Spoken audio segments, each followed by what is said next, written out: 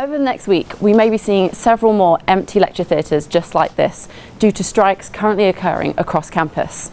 The details relating to the strike are complex. In short, there are two national legal disputes, one on pensions and the other on pay and working conditions. Right, because still we haven't got a satisfactory resolution to the pensions issue, and demanding, of course, more pay, because in real terms we've had pay cuts most years. But we've also got some local issues across the country, but locally here, gender pay gap, the casualisation of work, and also workload. And with these we've had good negotiations with senior management in the university to try to address these ones. The reason the strike though is going on for the 8 days is on pensions and pay, because these can only be dealt with nationally. How have you been finding that strikes have affected you this year?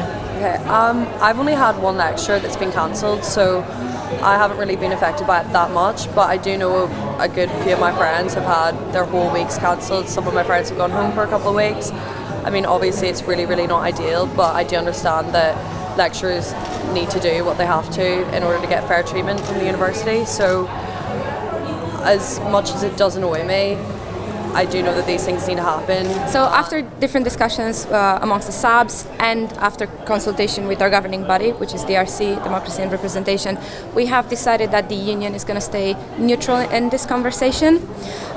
We've done that so it allows us to lobby and interact with both stakeholders, both the UCU and the university.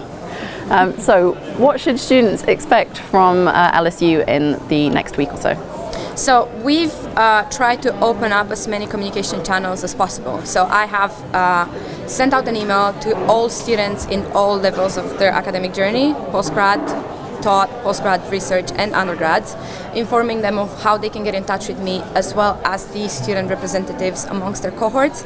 So course reps, doctoral researcher reps, their presidents, their vice presidents. So people they should look after or look for within their own student bodies, as well as myself. So I've blocked out my calendar every day for 2 hours to make sure students come in and have a chat with me, as well as roaming around campus 3 times during the strikes and going down to the London campus for a full day too.